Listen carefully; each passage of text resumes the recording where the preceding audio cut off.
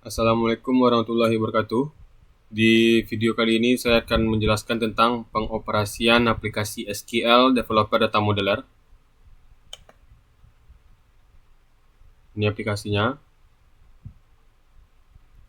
Sebelumnya, jika kita ingin mengoperasikan aplikasi ini, kita harus menyediakan kasusnya terlebih dahulu. Di sini saya sudah siapkan kasusnya.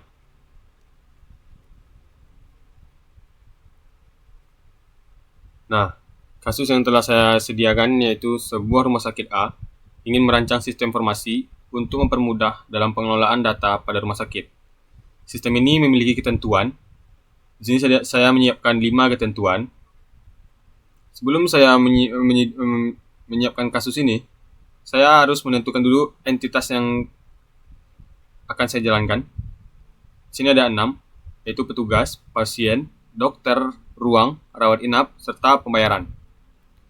Nah, setelah itu baru kita dapat menentukan kasus-kasus yang akan kita operasikan, yang akan kita pecahkan gitu. Kita kembali ke aplikasinya. Untuk pertama-tama kita klik tombol di bagian menu bar yaitu New Entity di sini.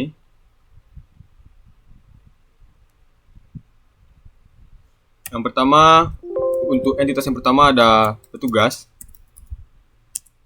Yang kedua ada ruang. Yang ketiga ada rawat inap. Jangan lupa untuk dirapikan ya entitasnya.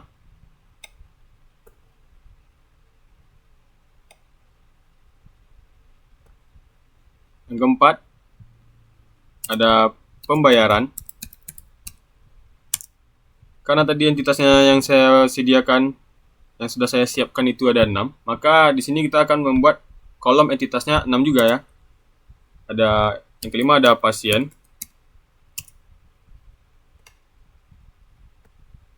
Dan yang terakhir ada dokter. Setelah entitasnya kita sediakan pada aplikasinya, jangan lupa untuk dirapikan. Nah, setelah rapi begini, kita akan mengisi atribut-atribut di setiap entitas tadi dengan cara klik 2 kali pada entitas yang telah kita siapkan, yang telah kita buat. Nah, di sini ada menu atribut. Tinggal klik, lalu klik tanda tambah warna hijau ini, maka kita akan mempersiapkan atributnya. Contohnya seperti yang saya buat ini, yaitu pada entitas petugas. Yang pertama itu ada atributnya yaitu kode petugas. Jadi kita singkat saja KD_petugas. Data type-nya logical. Sort type-nya kita pilih char dengan size 10. Karena dia adalah unik, maka kita memilih unit primary UID. Setiap atribut pertama di setiap entitas itu merupakan kode unik atau biasa disebut dengan primary UID. Lalu kita tambahkan lagi. Di sini ada nama petugas, data type logical. Di sini ada untuk sort type-nya kita memilih varchar. Varchar dengan size 30. Nah, setelah KD petugas tadi merupakan kode yang unik, maka ini adalah bagian dari atribut yang umum. Maka kita klik mandatory. Untuk atribut ketiga ada alamat petugas.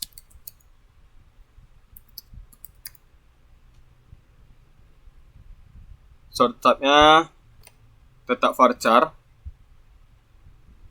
dengan size 50. karena dia umum, mandatory. Yang keempat ada jam kerja atau jam jaga. Nah, ini kita short start-nya char dengan size 15. Mandatory, lalu kita klik OK. Nah, hasilnya akan begini.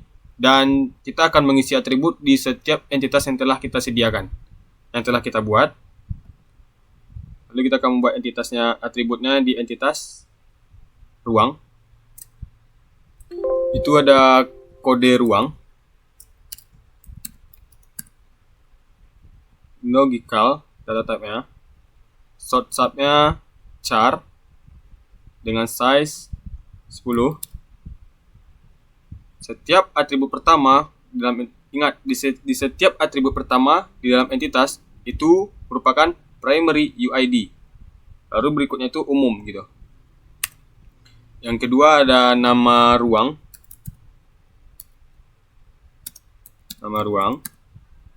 Data type logical. Sort type-nya varchar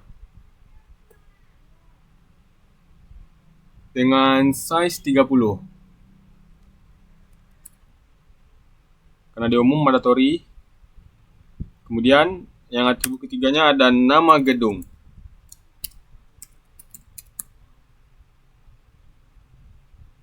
Ini sort type-nya varchar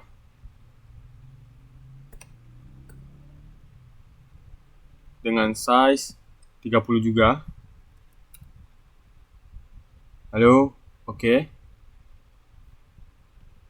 Entitas rawat inap terdiri dari atribut yang pertama kode rawat inap.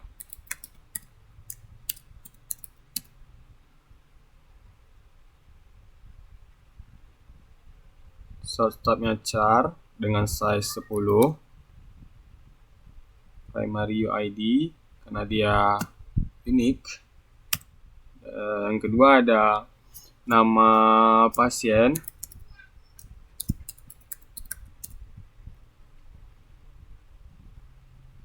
Di sini varchar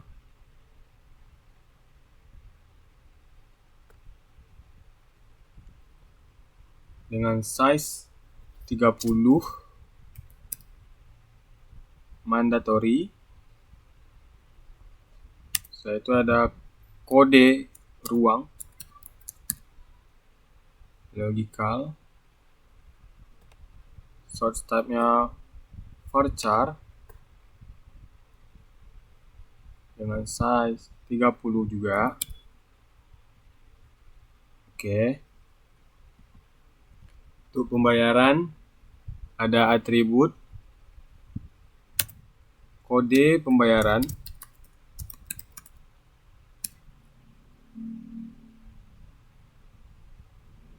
Sort type-nya char dengan size 10, primary. Lalu berikutnya ada kode pasien.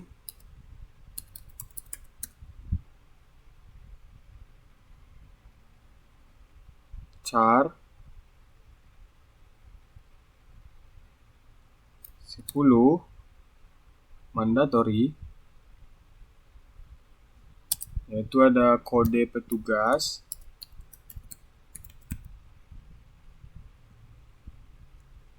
Tetap menggunakan sort type char. Size-nya tetap 10, mandatory juga. Baiklah, kita akan mengisi atribut pada entitas pasien. Yang pertama ada kode pasien atau KD pasien. Sort type-nya char. Size-nya kita buat 10.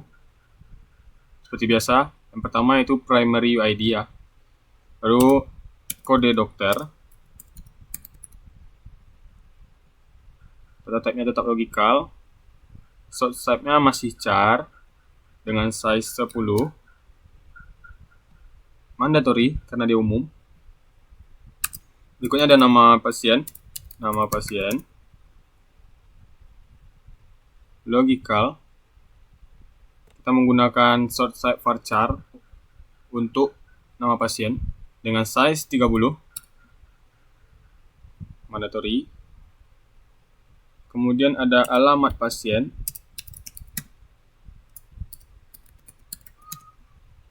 logical, short type-nya tetap masih menggunakan varchar dengan size 30, mandatory. Lalu berikutnya itu ada tanggal pasiennya datang, tanggal pasien. Kita menggunakan char,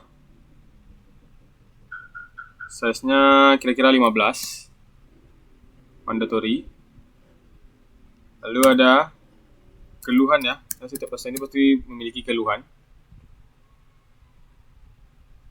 Kita menggunakan varchar dengan size 50. Oke. Selanjutnya mengisi atribut pada entitas dokter. Yang pertama yaitu ada kode dokter.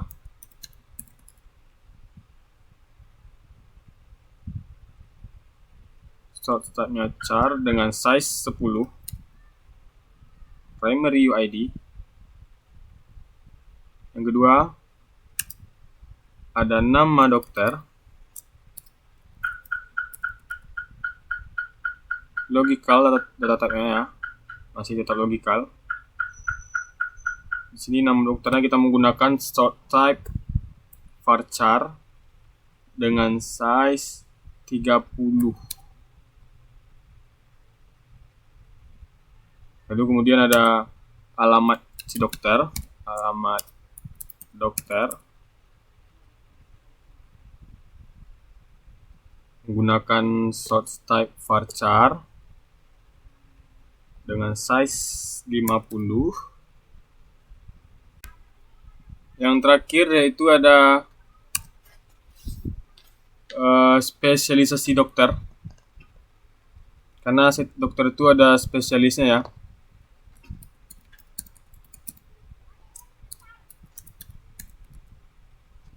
Data type-nya tetap menggunakan logical.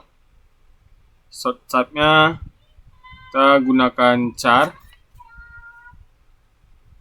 dengan size kira-kira ya 20, mandatory. Lalu oke. Nah, jika sudah begini, maka kita akan mengerjakan kasus yang tadi yang sudah kita tentukan. Yang pertama kasusnya yaitu setiap petugas dapat melayani satu atau beberapa pembayaran pasien. Nah, berarti kita menggunakan 1 banding n relation dari petugas, lalu kita seret ke pembayaran. Nah, lalu tinggal klik OK. Untuk kasus yang kedua, setiap pasien dapat melakukan 1 kali pembayaran, berarti 1 banding 1.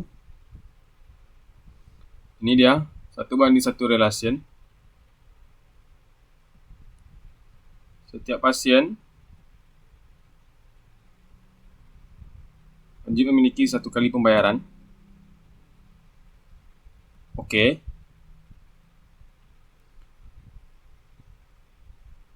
Yang ketiga ada setiap dokter dapat melayani 1 atau beberapa pasien. Berarti ini 1 banding banyak ya.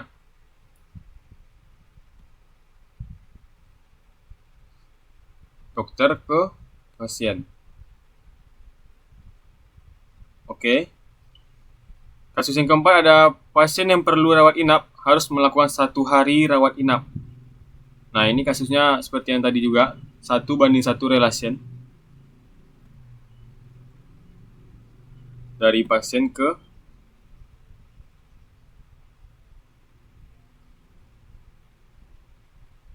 rawat inap ya. Mohon maaf. Nah, klik OK.